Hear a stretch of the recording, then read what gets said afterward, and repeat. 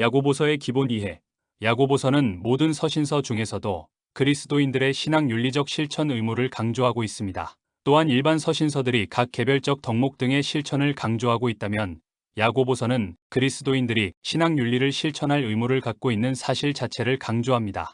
심지어 야고보서는 기독교 윤리의 실천을 한 성도의 믿음이 살았는가 죽었는가를 판단하는 기준으로까지 제시합니다. 이러한 야고보서는 신약의 잠언 혹은 신약의 아모스로 불리기도 하는데 전체 108절 중 54절이 명령형으로 되어 있습니다. 한편 신약 성경의 모든 서신서들은 1차적으로 각 서신서의 배경을 이해하는 것이 중요합니다.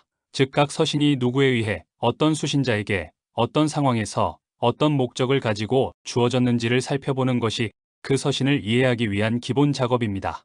야고보서는 예수 그리스도께서 부활 승천하신 지 불과 20년이 채 되지 않은 때에 당시 예루살렘 초대 교회의 지도자 중에 하나였던 야고보가 로마 제국 내에 흩어져 살던 디아스포라 유대인 출신 그리스도인들에게 보낸 서신입니다. 신약 성경에는 야고보라는 이름을 가진 인물이 4명 등장하며 그중 성경을 기록할 만한 지명도와 영향력을 지닌 인물은 사도 요한의 동생 야고보, 사도 야고보, 예수님의 형제 야고보입니다. 그런데 사도 야고보는 AD 44년 일찍이 순교하였기에 그를 야고보서의 저자라고 보기에는 기록 시기가 너무 빠릅니다. 따라서 야고보서의 저자는 예수님의 형제 야고보라고 결론 내릴 수 있습니다.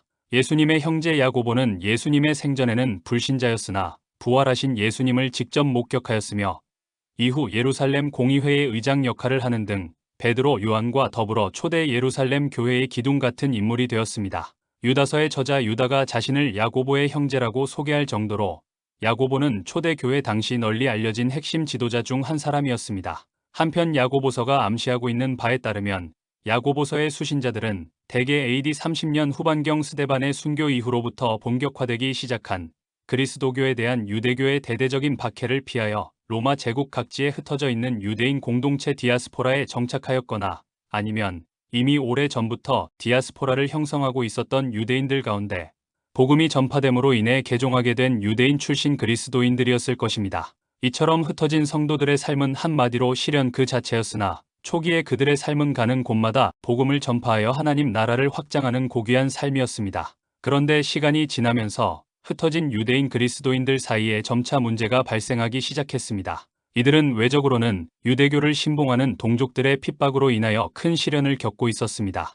또 내적으로는 서로 사랑하며 유무상통하던 예루살렘 초대교회 공동체의 모습과 달리 서로에게 비방과 판단을 일삼으며 가난한 자를 무시하고 차별했습니다. 또한 계속되는 시련에 지쳐서인지 세상과 타협하여 급속히 세속화되어 가는 조짐들이 나타났습니다. 즉 성도들은 다툼과 분쟁을 일삼고 세상의 악한 지혜를 따라 살며 자기 뜻과 계획대로 세속의 부를 축적하는 데에 관심을 집중하였던 것입니다. 그런데 야고보서가 기록된 AD 40년대 후반은 유대 율법주의에 대항하여 이신득의 교리를 강조한 바울의 가르침이 로마 제국 내의 그리스도인들 사이에서 퍼지기 시작했을 즈음입니다. 그렇다면 흩어진 유대인 그리스도인들이 이러한 바울의 가르침을 오해하거나 혹은 아전인수격으로 해석하여 믿음에 합당한 실천 없이 세속화되어 가던 자신들의 신앙을 합리화하였을 가능성도 없지 않아 있었을 것입니다. 바로 이러한 상황 속에서 야고보는 흩어진 유대인 그리스도인들에게 믿음의 실천을 철저하게 강조하는 서신을 보내게 된 것입니다.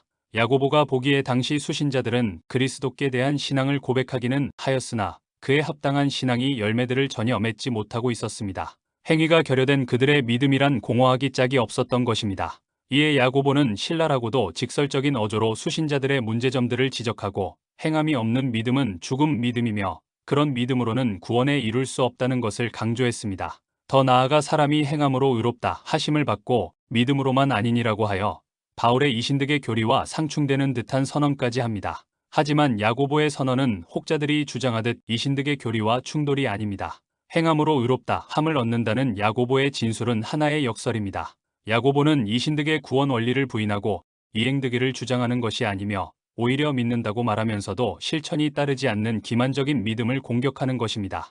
그리하여 마치 나무와 열매가 그렇듯이 참된 믿음이란 입술의 공허한 구호로만 그치는 것이 아니라 행함으로 입증되어야 함을 깨우쳐주고 있는 것입니다. 이렇게 볼 때 행함을 강조하는 야고보의 교훈은 바울의 이신득의 교리와 상호 보완적 관계라고 할 수 있습니다. 바울이 그리스도인들의 윤리의 중요성을 간과하지 않듯 야고보 또한 그리스도께 대한 신앙의 중요성을 간과하지 않습니다. 믿음과 행위는 마치 나무와 열매의 관계처럼 밀접히 연관된 하나이며 각각 분리될 때 이들은 아무런 의미가 없습니다. 따라서 믿음과 행위에 관한 그리스도인들의 인식에 있어서 중요한 것은 균형입니다. 어느 한쪽으로 기울어질 때 다른 한쪽을 강조함으로써 양자는 균형을 되찾을 수 있습니다. 예컨대 종교개혁의 시대에는 이신득의 교리가 강조될 필요가 있었으며 신앙 고백의 시대에는 야고보서의 교훈이 강조될 필요가 있었습니다. 오늘날도 마찬가지입니다. 그리스도인은 많으나 그리스도인다운 삶이 부재하다고들 합니다. 예수 믿는다고 신앙 고백하는 인구는 많으나 삶 속에서 그 신앙을 실천하는 이들을 찾아보기 힘들다는 것입니다. 이러한 상황에서 야고보서는 참된 믿음이 무엇인지를 일깨워주고 믿음과 행함의 균형을 이루도록 하는데 유익한 교훈을 제공할 것입니다.